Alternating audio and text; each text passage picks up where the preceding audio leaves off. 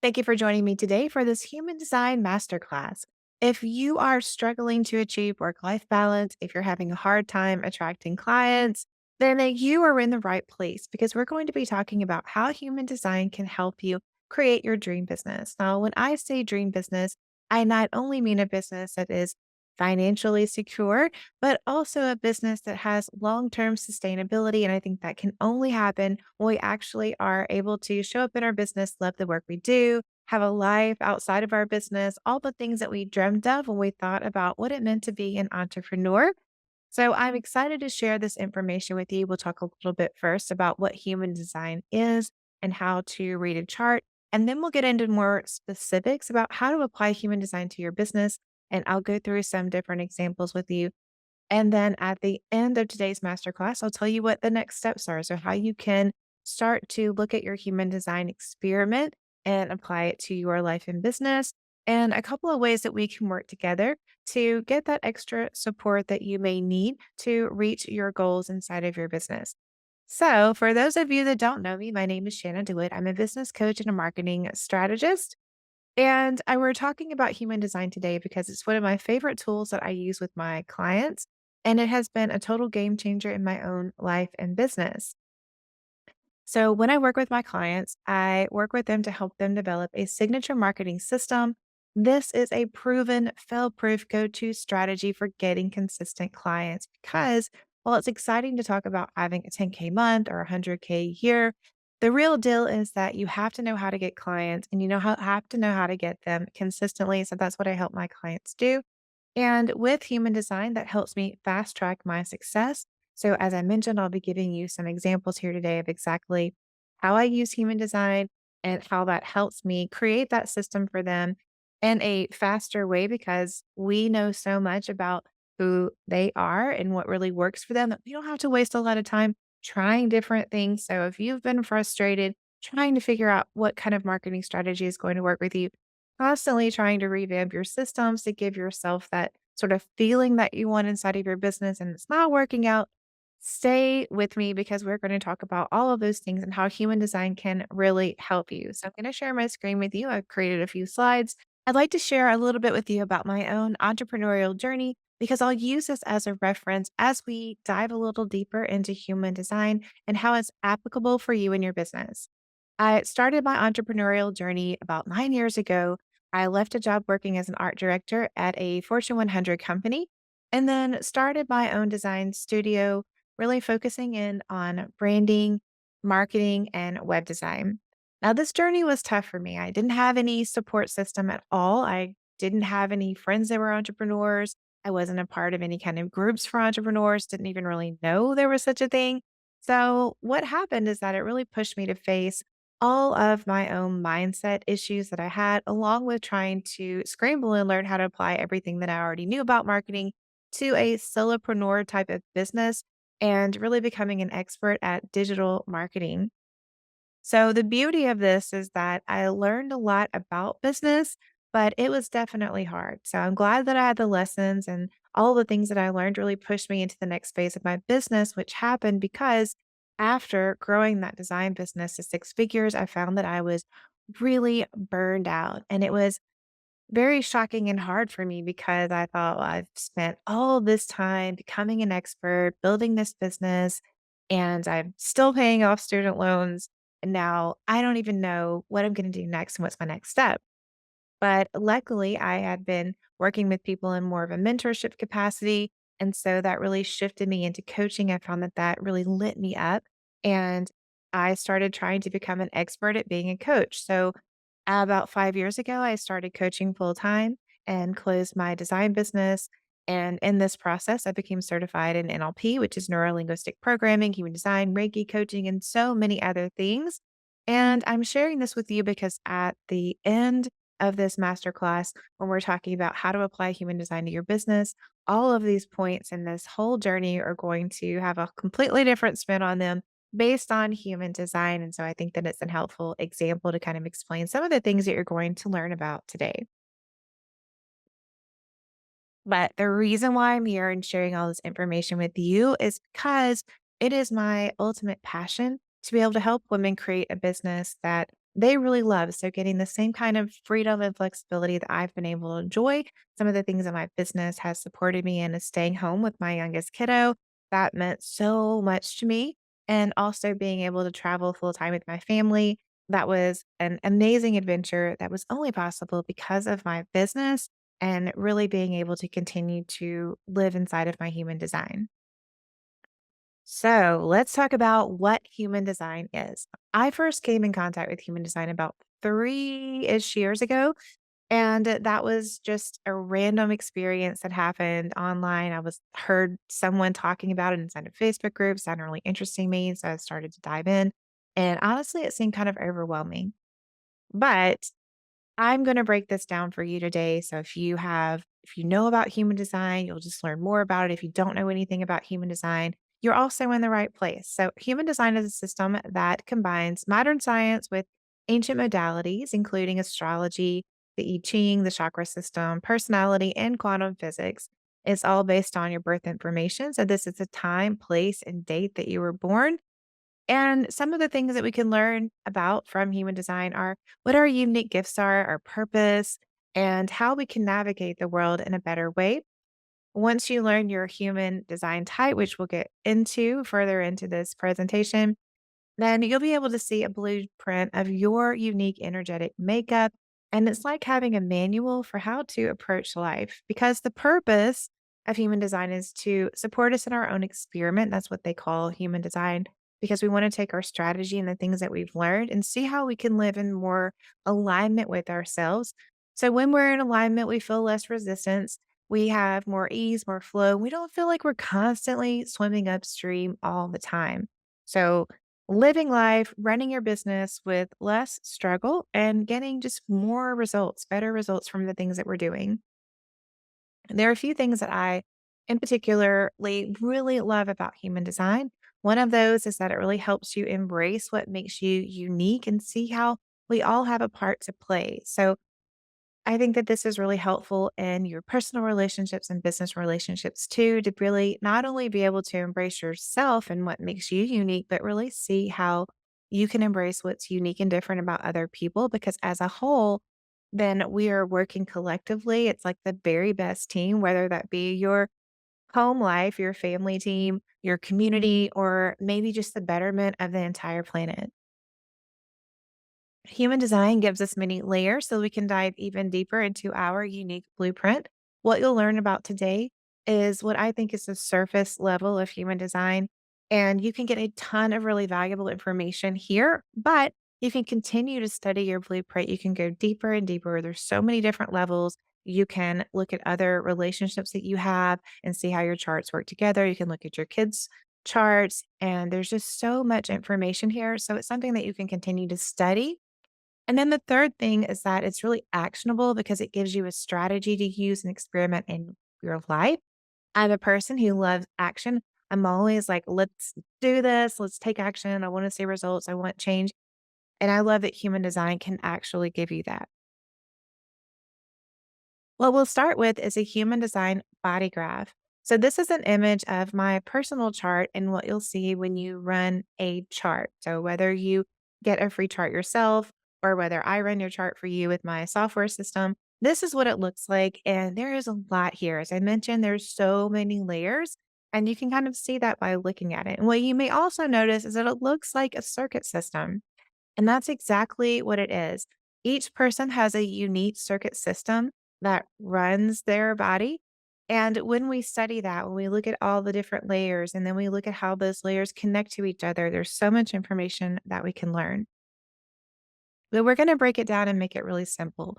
This is what your body graph looks like without any sort of circuitry in place. So, without the codes and knowing exactly how your body runs, and these pieces here, these shapes in human design, they're called centers, but you may notice that they also look very similar to a chakra system, and you would be correct. And we're going to get more into that. And then we have all of these different places that are connecting. Again, really much more like a circuitry system. The first thing we'll talk about are gates. And when you look at your chart, you'll see little circles, little dots, and these are called your gates. Each one of these is based off of the I Ching. So there's several different combinations and lots of information. This is a place where you can definitely go deeper as exploring what each gate means. And then a channel is where two gates connect. This presents another level of information, but it also actually forms your chart because where two gates connect in a center, so you can see we have one here, so these two are connected in here and here, then that's where you're going to get something called the defined center. And this is what they look like. So they're defined because they're colored in. The ones that are not defined, those are open. And actually, this one should be colored in too because it's also connected. So this person would actually have one, two, three shaded centers or defined centers. So the centers themselves give us a lot of information. And to me, I feel like this is a more easily understandable or digestible part of human design because a lot of us are familiar with chakras, maybe through a yoga practice or if you've done some meditation. So I have these here sort of outlined for you so that we can talk about them in further detail. The centers that you see here, as I mentioned, they're very similar to the chakra system. So you have your crown chakra. This would be your third eye, but here is your anja. Here you have your throat, which would also be your throat chakra. And then here, where you would have your heart chakra, it's called the G center. And that's because this one has been split into two. So your ego and your G center were part of the heart chakra. And you'll notice that you have your sacral. This has been split into three different centers and your root, which is like your root chakra. Here it's your root center. Each one of these has a distinct theme, just like the study of the chakras. So, crown is inspiration, your anja is your ideas. So, these are both this is much more of a mental type of positioning inside of your body. Throat communication, love and direction is your G center. Ego is where you get your motivation from. Solar plexus is where you have all of your emotions. Root is pressure. Sacral is desire. And spleen is instinct. So, where you have your gates and your channels, where they're connected into these different centers, gives you a lot of information about who you are, what's important to you, and where you might be having some of your challenges and your superpowers. There are 3 things that I think that are really important that you can learn from your body graph, and these are definitely your surface level, but surface doesn't mean that it's not important or you can't get a lot of information. This is just a great place to start before you dive deeper, and these are the 3 things that we will talk about here today. The first one is your type. So there are 5 different types in human design. They are manifester, generating manifester, generator, reflector, and projector. The second thing that you can learn is your strategy. This one's really important because this is where we can experiment. This is where we can start to see how we can live more in alignment with our human design type and the things that we need to let go because we're looking at our strategy, which is the approach that we take. The third thing that you can learn from your type is what your authority is. And authority is how you make decisions. This can be extremely helpful as we're navigating life to know what's right for us and what is not right for us. We're going to talk about each type, and part of that will be each type's strategy.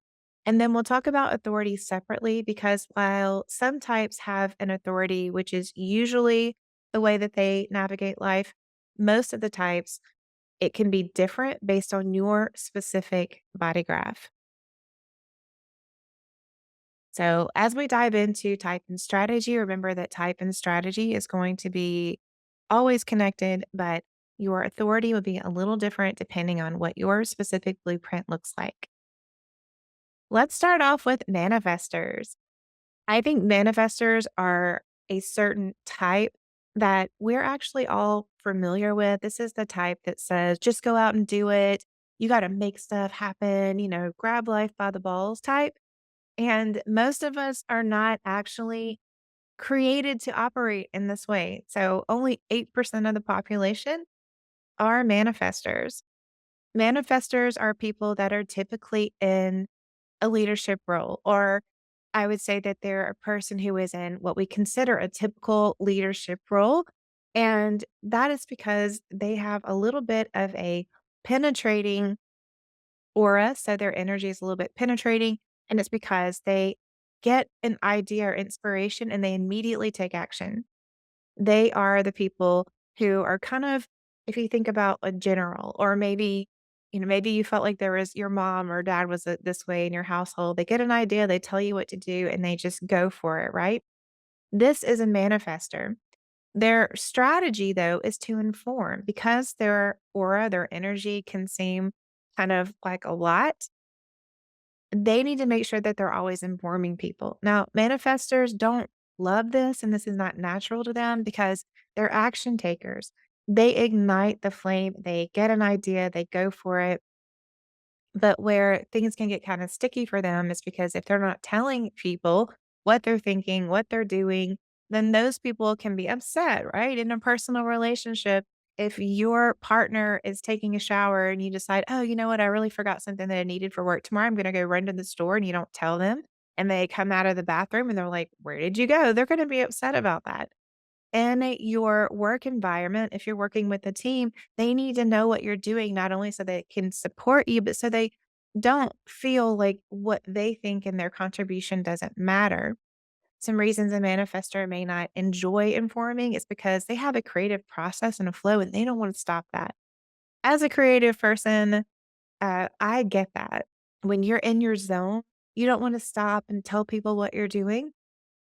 So when we talk about business, specifically, we'll talk about some ways that a manifestor can have different business models that support them and how they can take that inform piece and really use it to create a better experience for their team members and also for their clients. Now, a not self theme for a manifestor means that when you're not operating the way that you should in alignment with your human design, you're going to get angry. This usually comes when they're interrupted, when they have that flow interrupted, and people are like, wait, wait, wait, what are you doing? Where did you go? What are you thinking? So, making sure that you inform people or you have a process that includes that is really important. Now, as I mentioned, manifestors are the people that'll get an idea, they do it, but what they're doing is igniting the flame. So, they take this inspiration and they put it into action, but they're not the people that are supposed to do all the things. So they really are a leader in a sense that we kind of traditionally think about it, where they're the people that tell the other people what to do. And that is correct for them. If we were having a play, so remember that human design really looks at each person's unique gifts and how they work together. They would be the producers. They would be the people who have read a script. They're like, this is amazing. We have to make a movie out of this. I'm going to go talk to the head of this production company and I'm going to get the ball rolling. That would be a manifester doing what they need to do. But they would hand off the next steps to someone else.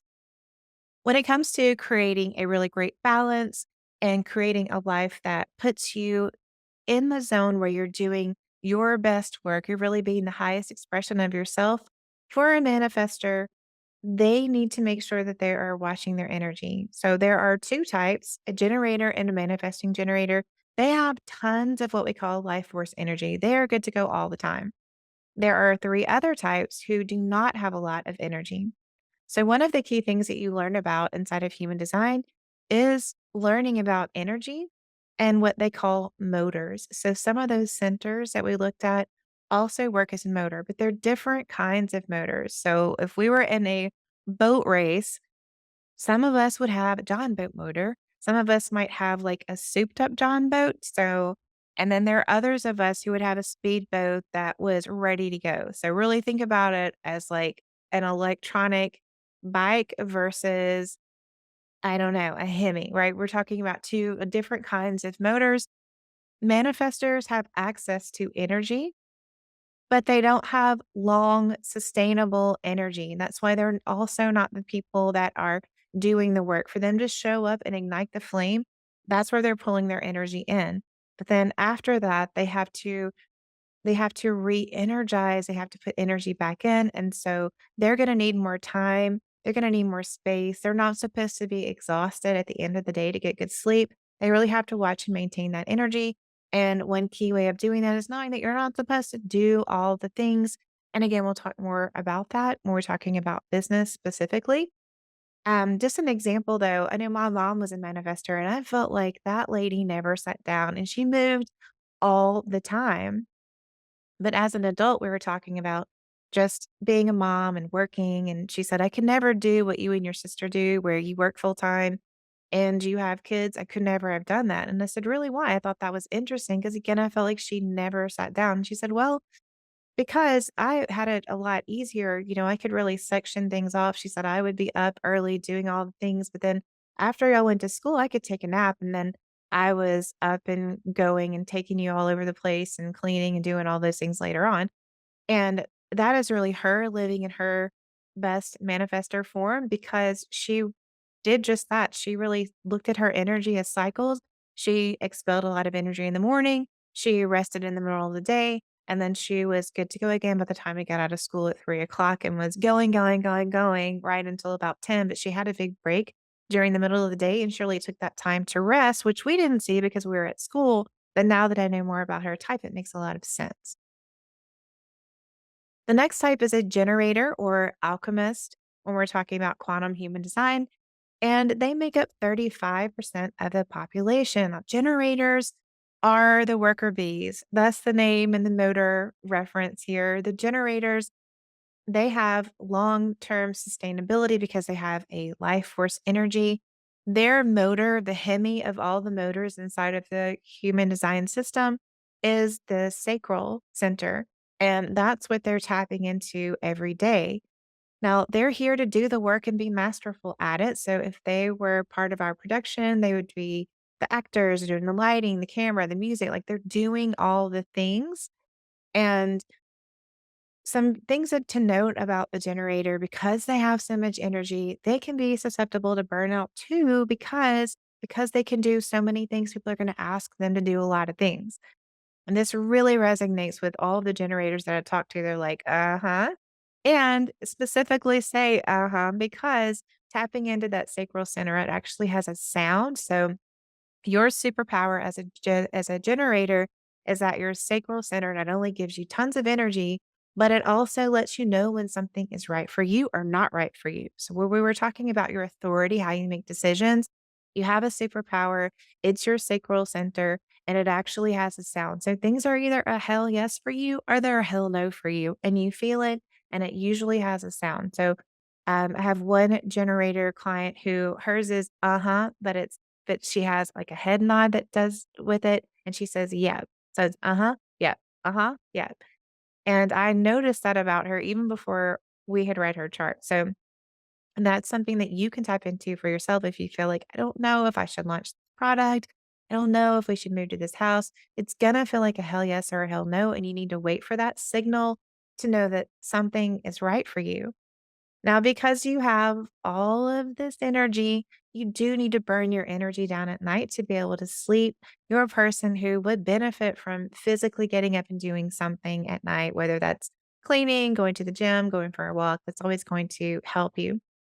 But another way that something can feel kind of similar to burnout for you is when you're doing lots of things, but it's not something that you're passionate about.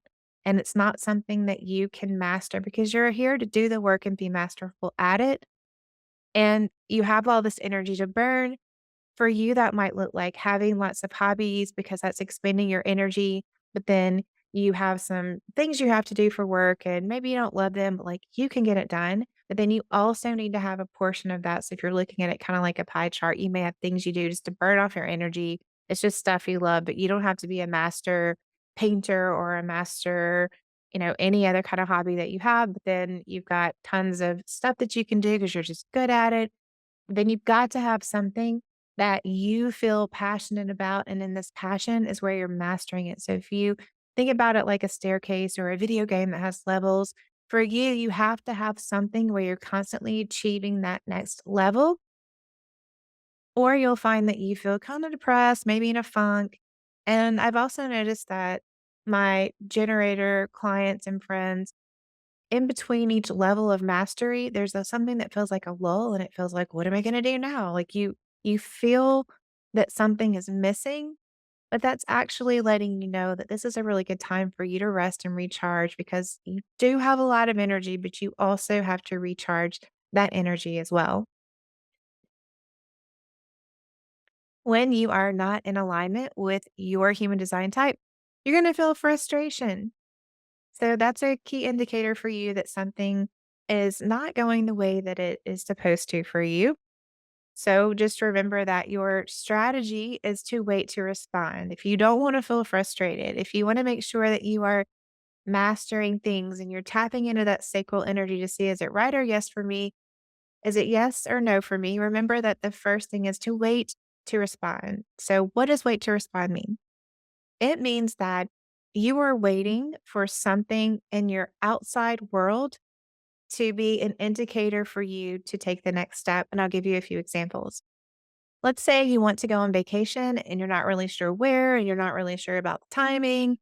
And then you notice that one of your friends post a whole bunch of photos online of a vacation they went to. Maybe they went to Belize and it looks amazing. And something inside of you says, yes. It says, mm-hmm.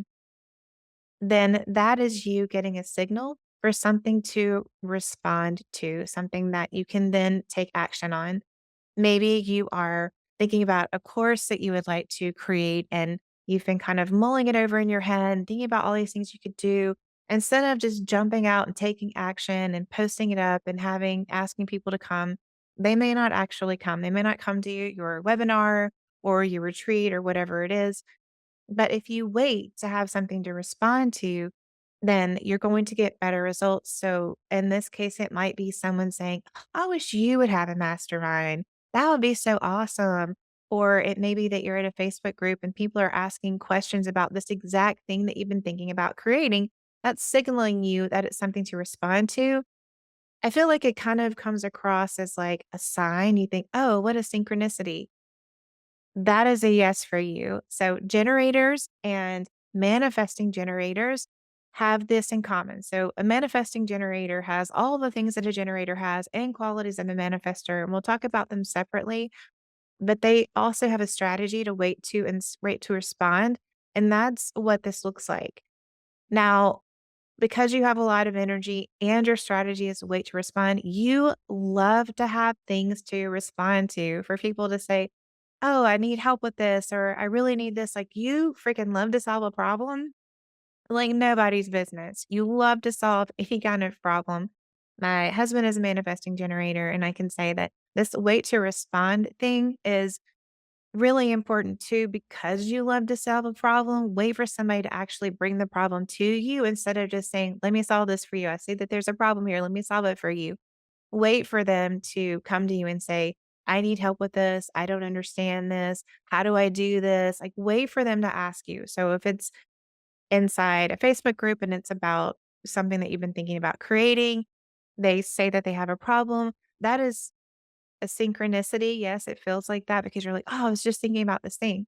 But also know that you can create that. So if you're really wanting to go on vacation, if you're wanting to start a new project or a new service, if you're thinking about hiring somebody or looking for a new house and you let it go into the universe, like this is something that I need, look, because something will show up for you to then respond to, and then you can take action. And it's a fast process. It's a very fast process. Manifesting generators, which is a time bender in quantum human design. They're 35% of the population. Their strategy is to wait to respond and then inform. So, this is where you're getting that combination of the generator and the manifester. They need to wait to respond, just like we talked about with the generator, but they also need to inform because they too can get inspiration, like, boom, take action. And other people are like, what just happened here? What are you doing? I don't understand. So, making sure that they are informing others. Their purpose, just like a generator, is to do the work and become masterful at it. They're not self-themed, so how they know when they're not in alignment with their human design is they feel frustration and anger, so it's a not self-theme of the manifester and the generator and their role, again, doing the work, inner production, their lights, their acting, their music, their camera, they're doing all the things. And it's because they have the workforce and life force energy, meaning that they also can tap into that sacral space where it's an it's an They are needing to wait to respond. And then it has to be a hell yes for him. Now, a couple of things about manifesting generators that make them unique versus the manifester or the generator is that they are amazing multitaskers.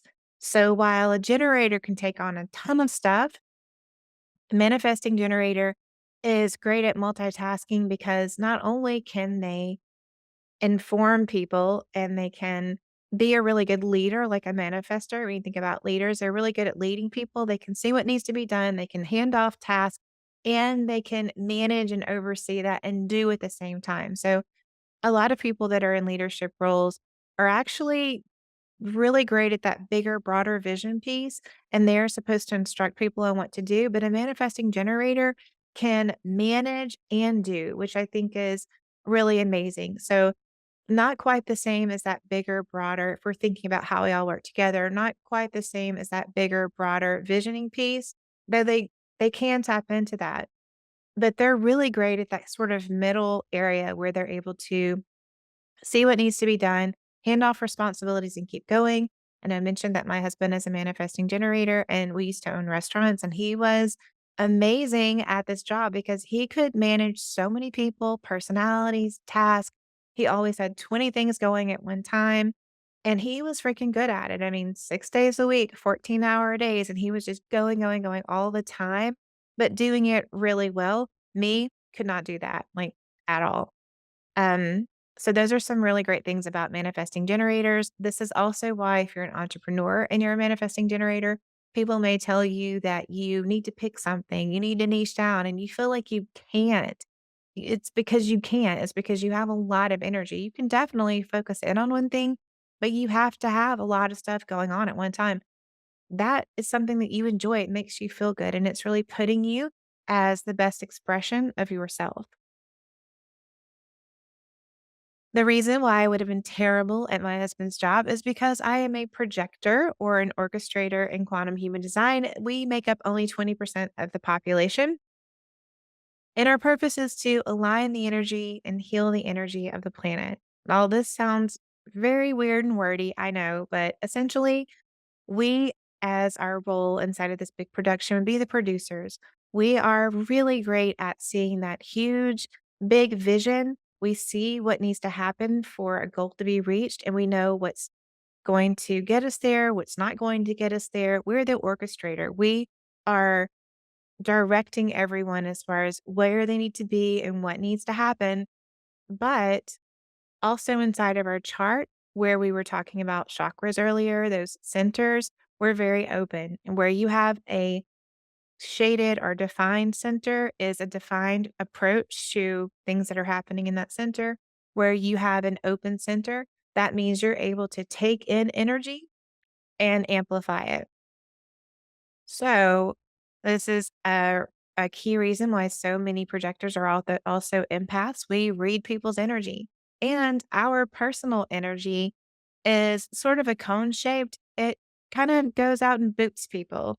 It goes out and boops people because we're reading. We're reading you, and it's not something that is intentional. It's called projected because it's not intentional. It's not something we're trying to do. It's just something that we naturally do because we're open.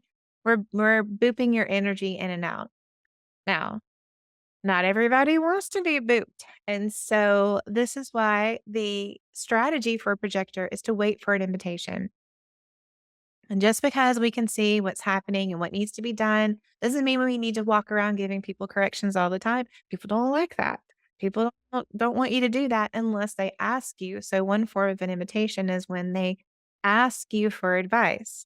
If they're asking for your input, if they're asking for your feedback, or you can say something like, "Can I offer you some feedback?" or "Can I help you with that?" And then that way the person says yes, which is an invitation, and then you can let them know what your insights are because projectors are insightful and intuitive, wise guides. They see the potential of everything and what needs to happen, and they're here to manage, guide, and direct the energy of others. That's our whole purpose. But A thing that we struggle with a lot is wondering or being afraid of being called lazy. And the reason why is because we really are busy all the time, tapping into people's energy, looking at the world, asking the questions, all of this kind of stuff. But we don't have the motor of the generator or the manifesting generator. Again, we're more like the manifester and the reflector, where we don't have a lot of motors. So we can have some motors, but they're not big motors. And some of us don't have any motors at all. That would be me. I have no motor, but my daughter is a projector and she does have a motor. I should know this, but I think that hers is her ego, maybe, or her will center. So we don't have a lot of energy, which means that we need a lot of alone time. We don't need to be exhausted at the end of the day. We have to go to bed and rest before we can fall asleep.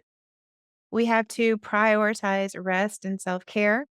And most projectors don't know that this is okay because we're really brought up inside of a world that's all about hustle. Your worth is always tied to your output and what you can create, which really is hard for projectors and why they struggle with their self worth and feeling like they're good enough. And just knowing in general, when is enough enough?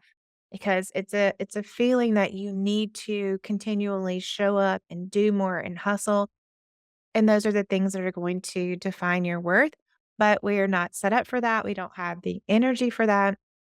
And so what happens instead is that most projectors are completely and utterly burned out, like having health crises by the time they're 40. But usually it happens around age 30. And I can attest to that and say this is absolutely true. So, if we're going to live within our human design as a projector, we definitely need to wait for the invitation. And we'll talk more about this as far as business and how that works, and making sure that we are prioritizing self care and really paying attention to our energy. And I'll give you more in depth examples of this again as we talk about business and how I had my design business before and what I've learned about human design as far as why I decided to close it. And you're not self-themed, so when you know that you're not functioning as your highest expression of yourself is when you feel bitter. This usually shows up when you feel like you're not being heard because you have all this information and you really want to help people. When you feel like you're being discounted and not listened to, you feel bitter. I can say that this is definitely true.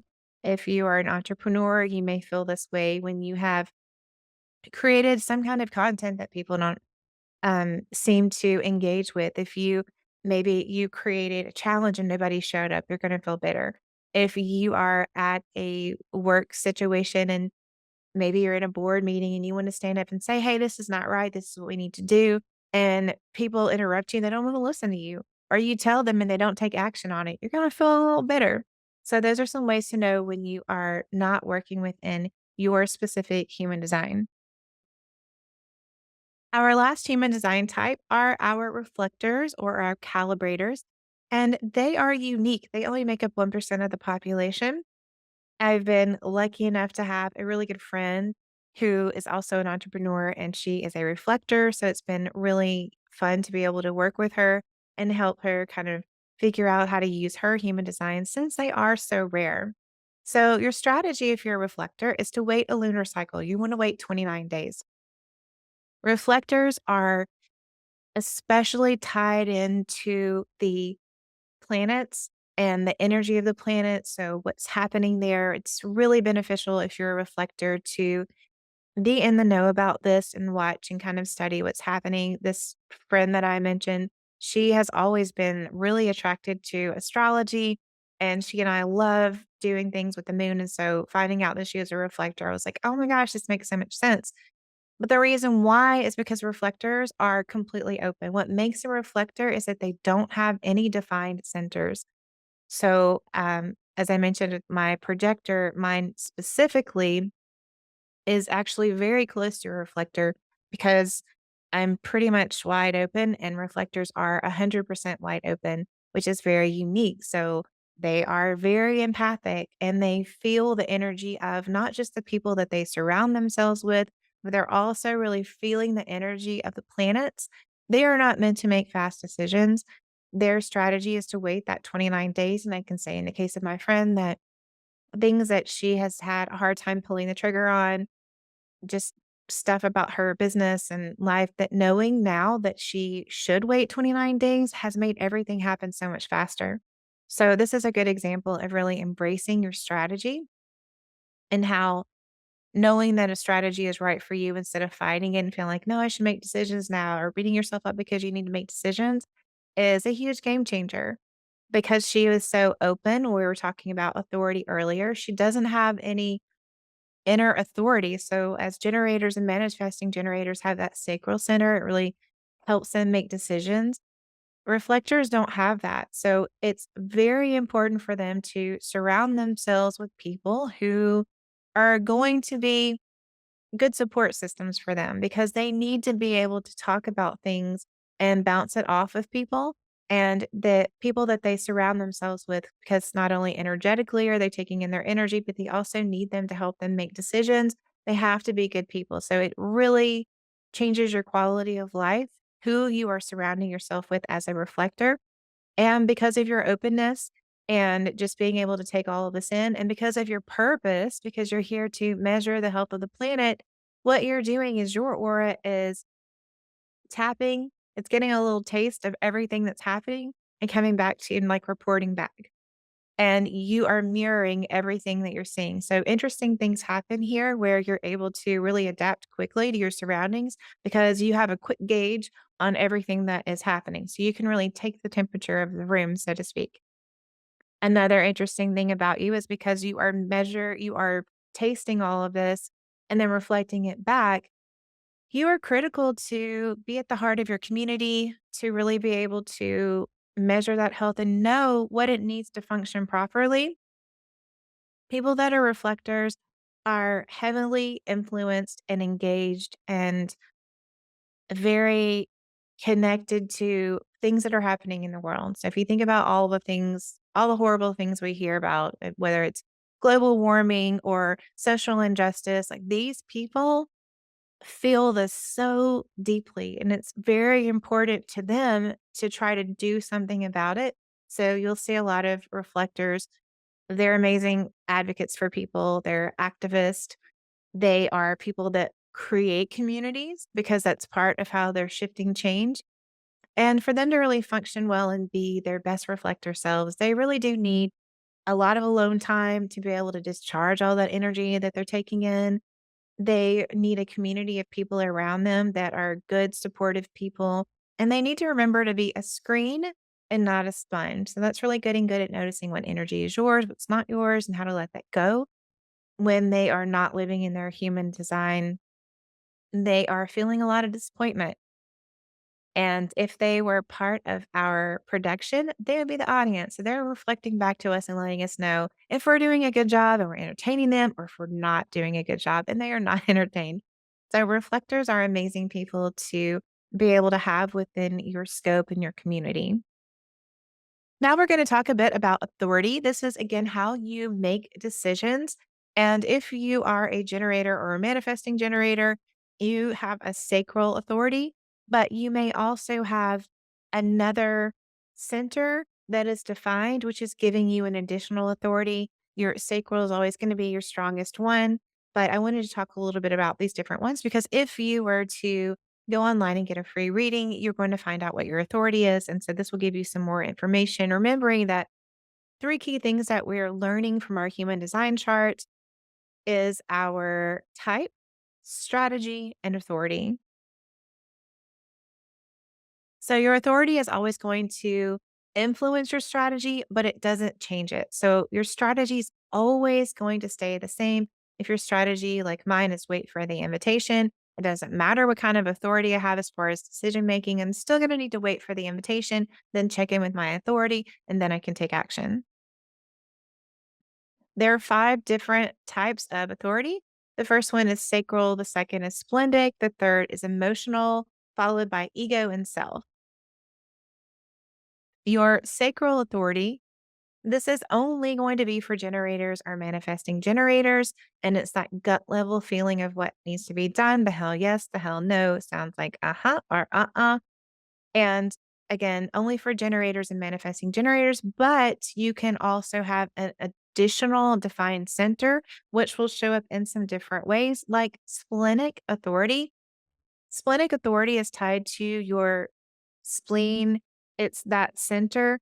And that center, the theme of that is all about instincts. So this is that instinctual knowing of get out of the way or things that you need to do for your survival. So there's definitely an urgency and a timing piece to it. So if you had a sacral authority, you generally, if you're kind of checking in with yourself, you're like, hell yes, hell no. But then your splenic authority is can also kick in and tell you, like, we need to do this now. This is the right time for me. Usually in more specific situations, I think, if you're buying a house, you might say, is this the right time? Or am I really ready to maybe get a larger house? Your sacral authority says, hell yes, I'm ready. Like I feel ready. And then maybe your splenic authority is the one when you actually see the house, or maybe you're going through the contract part, your splenic authority is like, no, this is the right time. This is the right timing for me. I need to make a move and move forward. Emotional authority is something that is the most it's popular. This is what most people have an emotional authority. And this just means that your emotions come in waves. There are different ones depending on where you have a channel inside of this emotional center. And it means that things come in waves for you. And so you have to wait to get clarity. So, what you're looking for is a baseline or a consistent yes or a consistent no before making your decision. But people that have an emotional authority, when it comes down to it, it has to feel right to you. The next one is self projected. This is also called a mental authority. And this means that you don't have defined motors, so you don't have a defined type of authority. This is going to apply to all reflectors, as I mentioned earlier, but also if you are a self projected projector, this is also going to be you. This is actually my type. And this just means that you have to verbally process things because you can't have that additional splenic or ego or these other places, then you need to type it, you need to talk it out. So, my friend that is a reflector, we have a Zoom chat every month where she and I use each other as a sounding board because that's what we really need to get the clarity to make decisions. I know this also sounds really crazy. Sometimes I just have to talk out loud to myself until I can make a decision. So, self projected or mental authority just means that you have to verbally process things. It also means that it matters the people that you surround yourself with. You just have something different. What I also want to note here is none of this means that you don't have intuition. Every single person has an inner guidance system and an intuition, but I do think that this can help give some definition to it where it will show up in different ways if you are having more of a knowing versus a feeling. It's very different. And even though I don't have this defined authority, because I'm so open and empathic, I'm always getting a lot of information to make a decision about. So I definitely have an intuition, and so does every other person. This is just giving you a little more definition to what your intuition might look or feel like, or some different ways that you make decisions.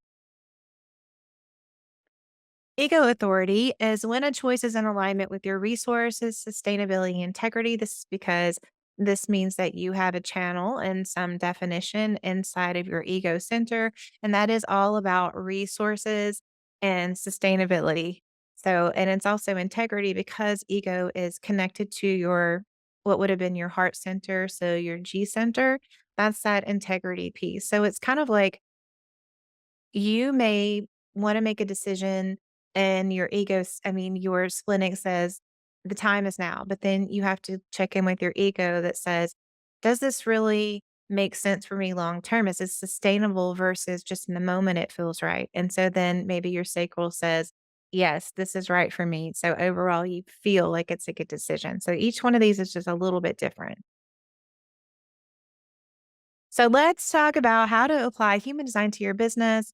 To me, this is so fun and so exciting because I had such a huge transformation personally and in business with understanding my human design. And I knew that I had to bring this to my clients so that they could get the same big transformation and they have. And it's an amazing thing to see how something that on the surface is kind of so simple. I mean, when you think about self development or any kind of big changes you want to make in your life, it seems like such a process. You have to decide what you want to do. You have to get your mindset wrapped around it. You have to put action behind it until you see results, which can be the hardest part. But with human design, it can be so specific. And it feels there are a lot of things that really just change overnight. And I think that that comes from the utter acceptance that human design gives us. I know that being able to really embrace who you are and feeling so seen and so heard allows you to let go of some things that you've been holding on to. Think about all the energy that you spend doing things you should. And what if you found out that all of that you were doing for your shoulds were actually keeping you from your goal, that you can let that go and really be the version of yourself that you always knew that you were supposed to be, that you could operate your day, your life, your business, your relationships in a way that felt right because it was right for you. It wasn't wrong. So this can be a very freeing moment. I mean, so many of my clients, they just have tears, it's so huge for them. So when we're talking about applying this to our business, I think one of the best things that we can learn is number one, how to create services that match your energy and capacity. Number two, creating systems and team support to support that energetic capacity. Because again, I believe that a dream business is not just about money. It's about wanting to show up in your business. It's about what your business allows you to do, the kind of life that you want to have. And that's really going to be dependent on your services and the systems and team that you set up so that you can have number three, which is the dream business. That's the work life balance and sustainability. And the fourth one is how we can use human design to attract clients by marketing our business in a way that really aligns with our type and energy. So I'd love to share with you some insights that human design has given me about my entrepreneurial journey. And then I can also give you a few more examples of actual clients and how we've applied human design to get the services, the systems, the work life balance, and attract clients instead of feeling like you have to chase down every single dollar and just thinking, like, why does this have to be so damn hard? So, in my first business, as I mentioned, I had a design studio where I did marketing, branding, and web design. And what I found is that, of course, there was so much for me to learn and, all the mindset stuff. And that's why I'm so passionate about teaching it now. But looking at human design, I can see where the business itself was difficult and challenging for me. So the services that I had, I realized quickly were not going to work. These long term websites for any kind of company that needed them felt so draining for me. I wasn't excited about it. It really just felt like work, right? Like not fun work, but work. And I knew that I needed to make a change. So what I did was change these long drawn out, custom coded WordPress design sites into a 7-day Squarespace site, which freed up a ton of energy and time and kept me more interested in the actual project because of the shorter time frame. I also niched in on a client, so I felt like the work itself was a little bit more exciting, and that really helped a lot. Now, at the same time, I had an infant at home, so that really pushed me to make this big change with the services themselves is because I had the infant, I didn't have long periods of time, and my personal work style is to really work on things in long periods of time. Like I can sit down and work for like 8 hours straight. I mean, I'm exhausted after that because of a projector, but I can do that. But more essentially, just learning that what I really like to do is put all of my energy and focus in one thing. So after changing to the 7-day Squarespace site, I realized, okay, this is better, but like some days still doesn't feel right. And honestly, I just wasn't that excited about web design, but it became more and more clear to me why that was. So, what I did was take what I was excited about, which is branding, and make it where you had to go through the branding process to get the web design, which was good because it gave me that passion piece. My clients definitely got better results. But what I then noticed was that the thing that I was really excited about wasn't designing logos, it wasn't designing websites. It was actually the part where we had these bigger vision conversations where I would talk to them about who they were and what their message was and how we could share that with the world and really being that sounding board for that person. And these conversations really turned into more of a mentoring session. So then I realized, okay, it's not the doing of the work that is something that I enjoy, and the doing of the work makes me exhausted, but the place where I'm showing up, really getting my clients are excited about it, and I'm excited about it is in these initial conversations. So, what I know about human design and being a projector is every bit of that makes sense because I have limited energy. Having these long projects is not going to work for me. Doing all of the web design, all of the design work is really going to be draining for me. And as a projector, I'm here to help people see their greatest potential. And those initial conversations is where I was doing that exact thing. That's why I was completely lit up. That's why my clients were just loving me so much. It wasn't the doing, it was me living in my human design. Now, what I actually did was ended up moving into coaching and marketing consulting, which is just a different form of coaching for my entire business. So I really shifted my entire business. And that was the thing that felt good and right for me. But it happened after I had an invitation. So I had started doing these like consulting calls. These really, they were just free coaching calls because it felt good. And what happened is I had a client who said, I want you to coach me. And that was the invitation I needed to believe that this was possible, to have that final, like, yes, this is definitely right for me. And to really have the guts and courage to move forward because it was really scary to close down a six-figure business to do something completely different and have to go through all the same stuff again and be like, am I good enough? Is anybody really going to pay me? Is this going to work? All of those kinds of things. But it started with the invitation. So now that I know human design and I'm looking backwards, because hindsight is 2020, right?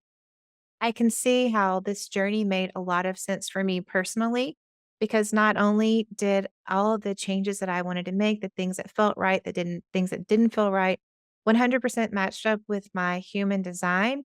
But as I go deeper into my chart based on my profile, I am the kind of person who has to learn by experience because part of my gift is sharing what I've learned from experience. So it's a journey that I had to take. Now, knowing what I know about human design, if I were business coaching myself in the same situation, I definitely could have done the option of what I did do, which is move into coaching full time. And honestly, that feels right for me. It feels like the thing that I want to do. But I could have also taken a second option, which would be that I would continue to have those conversations and be the orchestrator, really talking to people and seeing their biggest potential and knowing how to get them where they want to go, which is the coaching portion. But instead of doing the work myself, I could have hired people to do the work. So someone to actually execute the web design and execute the branding elements. And I have to admit that I've been really tempted to go back and try that. But for right now, I'm going to stay where I am. So those are two different ways. So this is really showing you how you can use human design to one, create services that match your energetic capacity. If I were to do this again, then I would have known that doing all the work wasn't going to work for me. So I would have had to have either started really slow and taken one client at a time and really stretched out the process or hired people to take on portions of that because I know when you're starting off your business, you're not like, I'm gonna start my own design studio. Let me hire a bunch of people even though I don't have any work yet. Like it's not so crazy. So there are different ways that I could have approached that. Number two, with the systems and teams. So if I hadn't had a team yet, I could have created systems that were really going to support me having as much automation as possible and even again, looking at services, some of that automation could have been having some digital products that I could offer, or having some different templates or things so that I'm not doing so much of the work. So really creating services and systems that were going to support me so that I would do less and really put me where I'm doing the things that I love, which would have also allowed me to eventually grow a team if that's what I wanted to do, to take on more work. Number 3, creating work-life balance and sustainability. Clearly, that business was not sustainable. I was completely burned out and miserable. And that's the same reason why we see so many businesses close, especially in the last couple of years. It's not because they're not making money, but they're not successful because they're not sustainable. They don't have enough work-life balance. They're not continually interested in the work. They are burning themselves out. And as we talk about number 4, attracting clients and marketing your business in a way that aligns with your type and energy. When you're doing 1, 2, and 3, you're naturally going to be attracting more clients because you're going to have more energy. You're going to be showing up doing work that you really love. Your whole life isn't going to be about work. So you're not going to feel that kind of grabby energy. So energetically, you're already setting yourself up to be more attractive to clients. But when we're talking about marketing specifically, so besides just attracting, if we're doing it specifically, now we want to look at our strategy. For me, being a projector, I am a wait for the invitation. And this can be kind of confusing for people who are projectors. They're like, you want me to just sit here and do nothing? Not at all. That's not what we're talking about. The way that I attracted clients in my first business, I did a lot of blog posting and I would use those blogs to create content to put on social media. And then people would just contact me. Now, I know that that sounds like what everybody wants to happen. It doesn't always happen that way, but projectors, when they're living in their design, can be very magnetic like that. So it can be hard to sit back and wait, but I was getting a lot of referrals. And so the combination of referrals plus the content that I was putting out online was naturally drawing people to me. And that really worked for me. So when I wanted to grow my business and get more clients, I felt like, well, I need to do something that's more proactive. And what I did was with my marketing, just really showed up more online and started having conversations and building relationships. And the reason why that worked is because I need an invitation, but I can create a situation to then get an invitation. I can make sure that I'm getting in communities and offering advice when someone says, which I love, right? I love being in a Facebook group where someone says, I can't figure this out. I'm like, yeah, me, right? I love that. And that really works for me because it's an invitation. So once I have answered a question and given some valuable advice, then I can say, maybe, would you like to take this conversation to the DMs? Would you like for me to send you some kind of resource? Like anything like that works really well for me. But what I'm actually doing is creating a place to get an invitation. So as soon as I get the go ahead, it works really well. I have another client who's a projector, and we've done the same thing by creating these different containers. So once someone is in her Facebook group, it's an open invitation for her to share and sell to them. And so energetically, that's really matching up for her, but it's also getting her results because it's a real marketing strategy. Now, if you are a manifester, you're really the only type that can get away with these DMs and cold calling, but you're also really great at using your voice to speak to people because you ignite the flame, right? You get people freaking fired up. So if you think about well-known speakers that I'm sure we all can think of a couple who make a lot of money by giving these presentations, selling high tickets to these, they are manifestors. So they're the people that are attracting people because they ignite the flame, they get them freaking fired up. And those people wanna take action, and that action is like, "Hell yes, I wanna work with you." So those are manifestors, DMs, those kind of things really work well for them. So if you're a manifestor and there are clients that you wanna work with, you really can just go for it. You can contact them and say, "I see what you're doing. I love what you're doing. I'd love to work with you. I could help you XYZ. Let's get on a call and talk about it." Like, you can really do that kind of marketing, which is not always gonna work great for many of the other types. If we're talking about, manifesting generators and generators, you're amazing, amazing, amazing at doing the work. And a manifesting generator can be a little bit more forward, just like a manifester. And the generators, you can kind of do whatever you want to. Like your energy is very warm and inviting. So while a straight up cold call, when you think about kind of more pushy marketing may not be it, you can definitely talk to people, get out there. Like you're the warm fuzzy. So just go with your warm fuzzy. You can pretty much do anything you want to, knowing that any strategy works if you work it, but you have to wait to respond. So both manifestors and manifesting generators, you want to wait to respond. So you want to show up, be your warm, fuzzy self. And then in that, you are manifesting an opportunity by knowing what it is that you want. So you really want somebody to work with you, obviously. And maybe you're doing it inside a group. And so you're hoping that someone will ask a question about the problem that you solve. Someone eventually, which won't even be that long, will ask a question about the problem that you solve. And then you can jump in and say, this is how I can help with that and attract clients. So you're almost working backwards in all of these scenarios where you can think about the way that you want this to happen, like what it is that the problem that you solve, what it is that you want to share, and how can you create an opportunity for your strategy to work for you. So that waiting to respond piece. When we're talking about creating services that match your energetic capacity, like with me having the low energy, that same strategy, and both creating services that are going to work for you and creating systems, that's going to be important advice for your reflectors and your manifestors as well, because they have a lower energy level. And I wanted to speak a little bit about manifestors in particular because they have this needing to inform piece. And let's say that you are a photographer and this is the way that you make your money in any kind of form. So there's so many different kinds of photographers that you can be. There's different ways that you can be a photographer.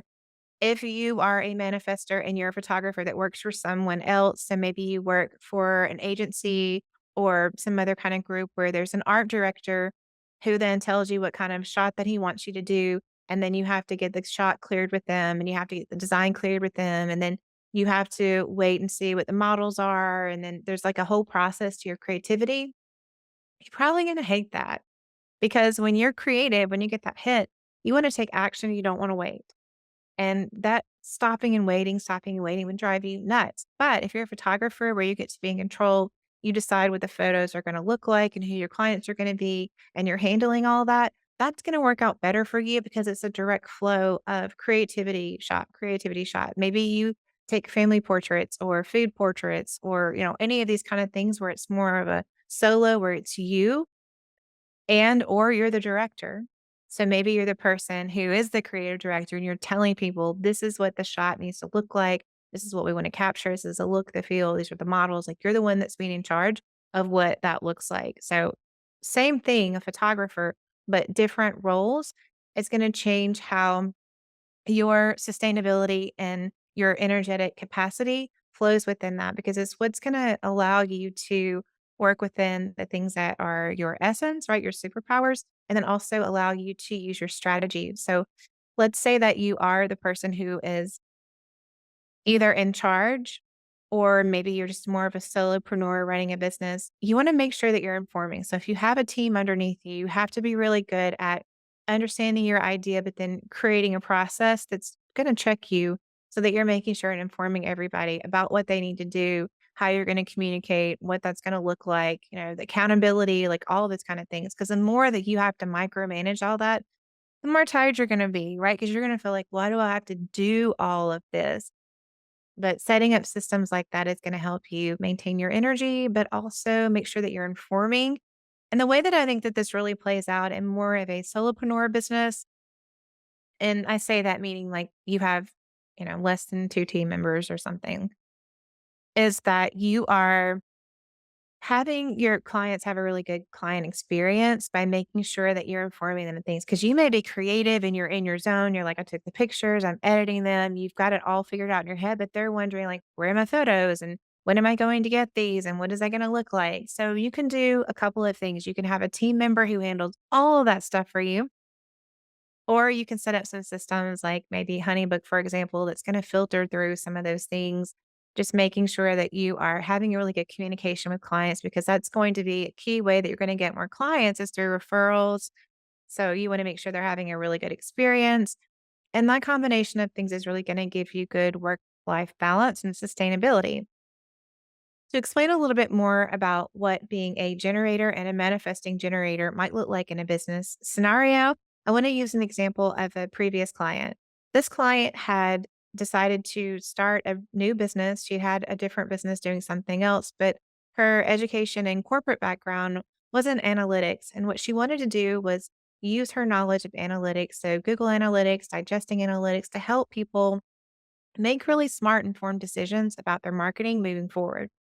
So, as we were talking about this, when she told me she was a generator, I knew exactly what we needed to do because we were having a real open conversation of what her business could look like. So, really starting at ground zero. With the analytics portion and the problem that she wanted to solve, she had a lot of different ways that she could have taken this. She could have decided to be the person that met with clients, explained the process, got all the information, and then set up a team member to be the person who was actually setting up Google Analytics, tracking the analytics, compiling them into a report, and then she could digest the information and then get back to the client and tell them what actions they were going to take. That is the way that she could have set this up. Another option that she could do, but is to be the person that really gets in there and does all the work. So, doing all the work, being the worker bee. Now, here's the difference here. A manifesting generator would like being the person who had the first scenario where they're like managing the people under them, meeting all the clients, or like doing all the things because they have multiple things gathering their attention. They love to multitask. So, they're managing and doing a lot of different things. That would make them feel really happy. But with this generator, she really loves to get in and master stuff, right? She loves mastering. And so for her, what made her excited and I could see like her whole facial expressions change, everything was the second option, which is to work like somebody's OBM and go into their business and work specifically on their launches, work with their teams, get into the nitty gritty, deep and dirty inside of their analytics. And that is what made her happy. So what happened is instead of having a setup for her business where she was managing and multiple, she could take on multiple clients at a lower price point if she had a team member do it. And they were kind of doing it in the situation where they met once a month to go over things. Instead of that, she decided to go really deep with a few clients, which meant that she had a higher price point. She had less clients to onboard and she was really getting to do the work that she wanted to do, and it worked so well. I mean, there were a lot of details to kind of figure out as far as her systems and support and what all that was going to look like, but she ended up booking out her entire business in, like, 2 months because she knew exactly what her offer was and the way that she was going to use it and create it and that was gonna support her energetically, and it matched her type. And so the next step was getting to the marketing and waiting to respond. So for her, because of the type that she is and her strategy being wait to respond, what she did was she looked on LinkedIn, she got into some groups, people were looking for an OBM, she applied. Sounds super simple, right? And I know, and it really can be that simple, but it was because of everything. It was because she felt so sold on her offer and the solidity of that offer and feeling so excited about it gave her the confidence that she needed to respond. And what actually happened is that first, I remember her very first client that she got, the person was interested, but then, she had stuff going on. She didn't get back with her. And I told my client, you have to follow up with her. I pushed her, really pushed her to follow up with her multiple times, and the lady was like, "Yes, we've just been really busy. We just had this lunch." And I'm like, "Tell her now's the perfect time so we can go through and assess all of this data." But she did hire her. That was her first client. And then, like I mentioned, she was booked out at the end of, in less than 3 months, she was completely booked out.